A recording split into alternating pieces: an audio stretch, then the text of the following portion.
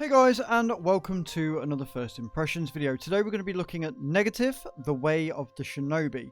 This is a 2D platformer with a really nice graphical art style that is quite difficult and probably more difficult than what it actually needs to be. This is for a number of reasons. The first is the controller setup is very, very finicky on both mouse and keyboard and controller. If you look at the check input, that's a lot of buttons you got to press on the keyboard. I did try it with the keyboard, but when it was like do your special move with the thing and the thing and the thing, and you got to do you got to press A and S to move in a certain way, because I tried the tutorial, and then press 1 to do the move. It's a lot of fucking about with your hands. What I will say is that it is much easier to use a controller. However, if you look at the special attacks, where it's like you got to do left, down, up, right, all that nonsense, like in old school sort of fight and beat 'em up type things, we had to do this certain moves to do it. On a controller, they don't work. Like, I was trying for ages, I couldn't get the special moves to work at all whatsoever. So you got to... If you're going to play with the controller, it's easier to move and it's easier to do stuff, but you can't do the special moves. If you play on a keyboard and mouse, it's a lot more complicated, it's a lot more difficult, and I haven't got the dexterity in my fingers to do it. So I think maybe if they could look at the controller scheme and how it works, and maybe a better tutorial, like it shows you a video of what you've got to do, but the video is very quick, you can't pause it, you can't slow it down, and it's quick flash images of what you've got to press.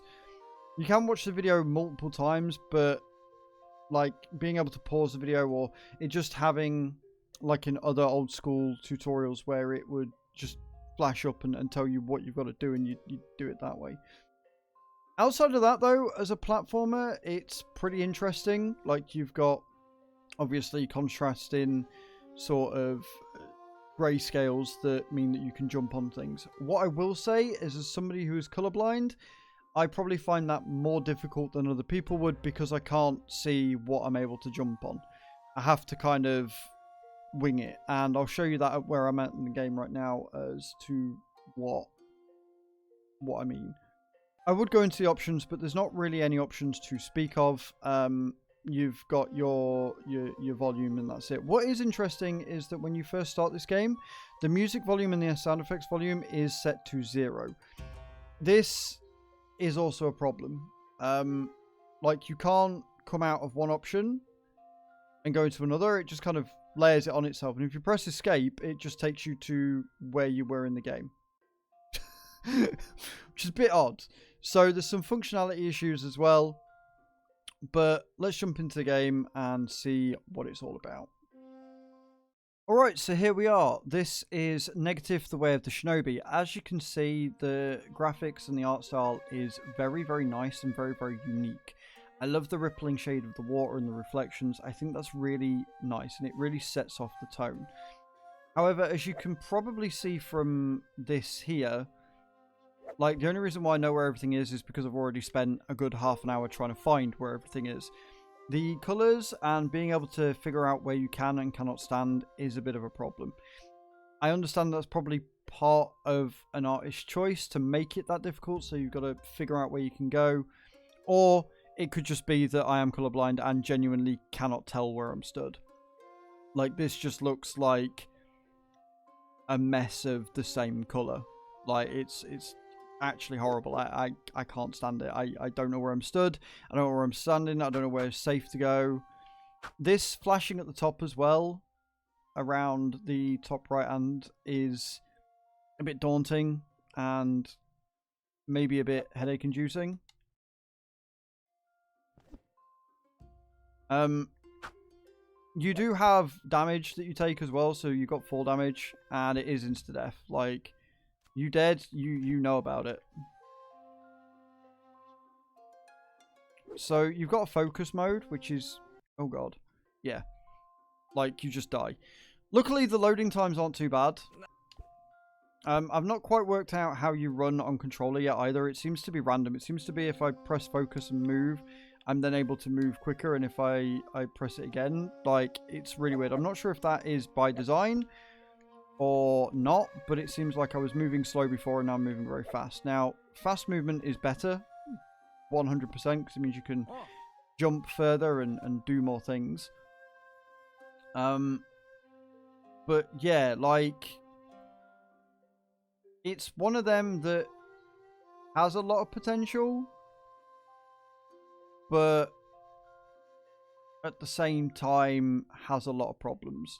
The combat's a bit weird as well. It's a bit janky, I'd say. I don't know if that's made it over the vase or if that's going to break the vase. It's broke the vase. Yep.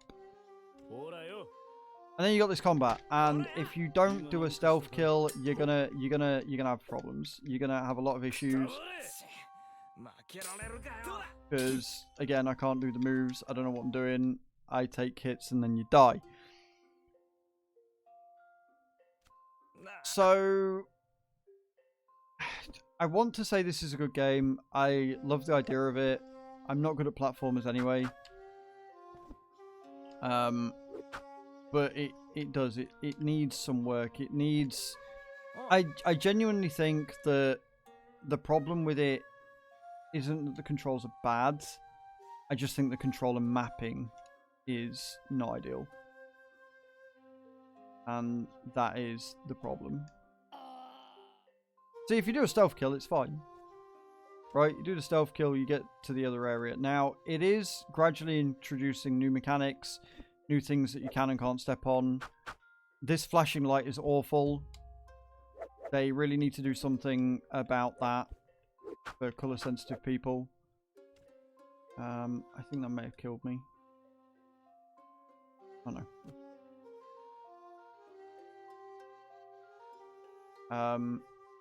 But overall, it's another one of those that has potential and could be really cool. But it's a bit too clunky with the way it works, and that for me is a problem. The whole kind of, like, you've got to time your jumps really well, and if you don't, you instantly die. And the insta-death is kind of annoying. And again, I think a lot of that is due to the fact that I'm not running right now, and if you're not running, you don't have the jump speed. Like there, I'm not running. Now I'm running. I don't understand what it is about the focus that does that. But if you can get the jumping right, it's actually it is very fun,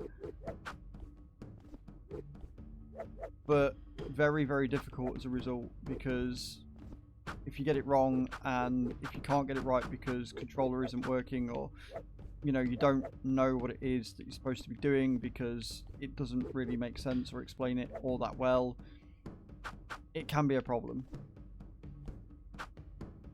But the story's pretty quaint. But it's not bad. So let me know. Let me know what you think of it in the comments down below, guys.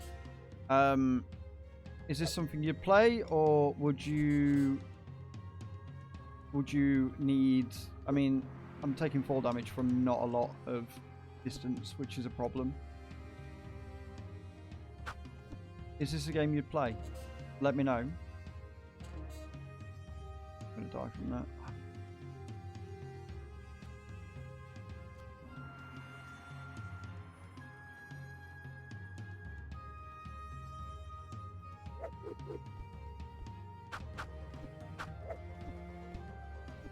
I'm trying to work out if this means that he doesn't see me or he does.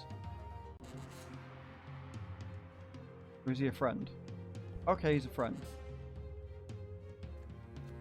I thought he was an enemy.